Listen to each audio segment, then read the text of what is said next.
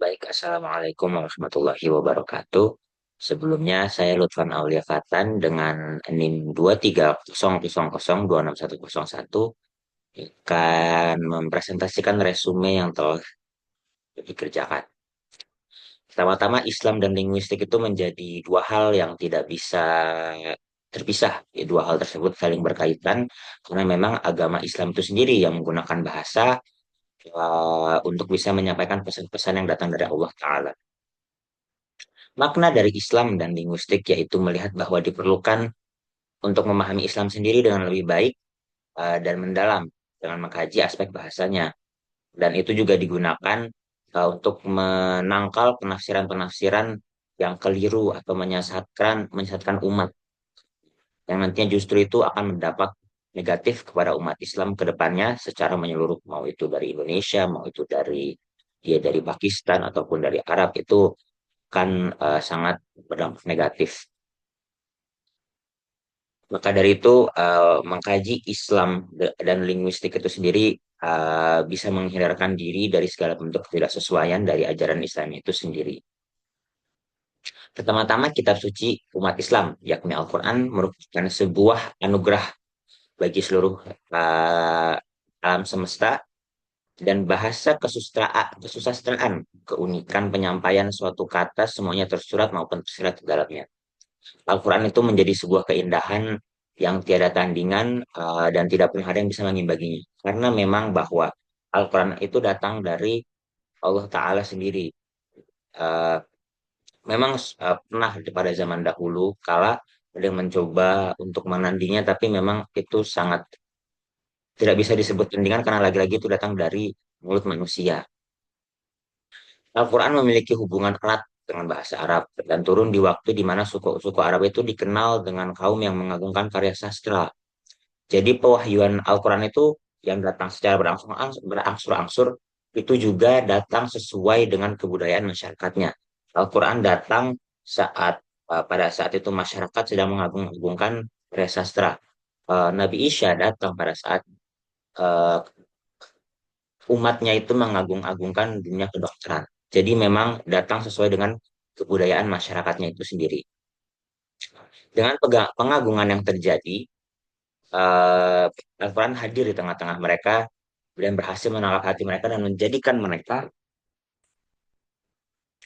seseorang yang berpihak atau masuk kepada agama Islam itu sendiri. Hal yang perlu diperhatikan adalah bagaimana keunikan alur tutur yang dimiliki Al-Quran dengan kesusastraan yang menekankan perumpamaan, sumpah, atau kisah, emsal. eh, Alur tuturnya dapat dibagi menjadi tiga, yaitu satu arah, dua arah, dan multi arah. Cara penurunan wahyunya pun datang berangsur-angsur seperti yang sudah dibilang tadi. Dan itu pun melibatkan empat pihak, yaitu yang pertama ada Allah Ta'ala, diturunkan melalui perantara malaikat Jibril dan disampaikan kepada Nabi Muhammad SAW. Lalu eh, dari wahyu itu akan disampaikan kepada masyarakatnya untuk menjadi sebuah pedoman hidup. Dengan hadirnya Al-Quran dan Islam, bahasa Arab berkembang sangat pesat, kokoh dari sebelumnya. Al-Quran dan bahasa Arab menjadi dua variabel yang tidak terpisahkan, berkesinambungan untuk menjaga eksistensi satu sama lain. Secara tidak langsung, bahasa Arab dan Al-Quran berkontribusi juga dalam beberapa hal. Pertama, dengan adanya Al-Quran, kosakata bahasa Arab semakin bertambah. Kedua, itu juga menambah cakupan makna dan gaya bahasa Arab. Eksistensi bahasa Arab juga berhasil menyatukan dialek atau suku-suku Arab yang sangat banyak. Jadi sebenarnya dialek suku-suku Arab itu sebenarnya sangatlah banyak dan luas. Mereka itu merupakan varian bahasa yang sama, bahasa Arab, tapi memiliki keanekaragaman, keunikannya masing-masing, dan dengan kemiripan yang ada itu menyebabkan bahwa mereka itu belum bisa disebut sebagai bahasa yang berbeda. Pada umumnya, dialek bahasa Arab itu dimiliki oleh para suku-suku Arab yang sudah menyebar luas. Dan itu biasanya nanti akan menunjukkan dari mana asal orang tersebut, bagaimana budaya orang tersebut. Semisal misalnya dia bicara dengan bahasa Arab eh, Saudi, maka kita bisa lihat bahwa oh mungkin budaya Arabnya seperti ini dan asal geografis dia ada di Jazirah Arab Saudi. Dan kalau misalnya dia menggunakan bahasa Arab dengan dialek Mesir, maka kita bisa bilang bahwa dia berasal dari negara bagian Afrika dengan kebudayaannya masing-masing. Ini bisa adalah agama. Pada umumnya memiliki porsi pengaruhnya pada dialek yang ada, mulai dari minor, medium, dan mayor. Dalam perihal ini, agama memegang peran dalam mengkaji sejarah-sejarah, pembutuhan sekte-sekte agama, ataupun suku-suku tertentu. Ada juga yang kedua itu berdasarkan unsur atau asalnya. Jadi, dibagi menjadi dua. Ada dari penduduk Baduy dan ada juga dari penduduk pendatang. Pada sudut pandang ini mengedepankan faktor bahwa wilayah Arab pada saat itu sedang terjadi banyak ekspansi dan keberadaan penduduk wilayah asli. Lalu yang ketiga ada pada bagian geografis, yaitu pembagian dialek di bagian timur, yaitu biasanya Jazirah Arab, dan bagian barat yang mencakup wilayah bagian Afrika. Misalnya ada Mesir, ada Tunisia, macam-macam lagi.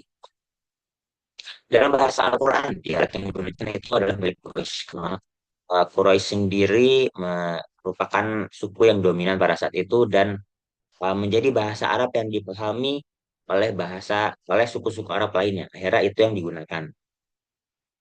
Dan suku Arab Quraisy, dialek Arab Quraisy ini mendominasi dalam aspek religius, ekonomi, politik, dan jual beli. Pada aspek religius, eh, sebagai suku yang terkemuka dan dominan, suku Quraisy merupakan kabilah terkuat. Pada saat itu juga mereka mengurus Ka'bah. Terlebih lagi, sumber air yang dimiliki Ka'bah menempatkan suku Quraisy di posisi yang strategis.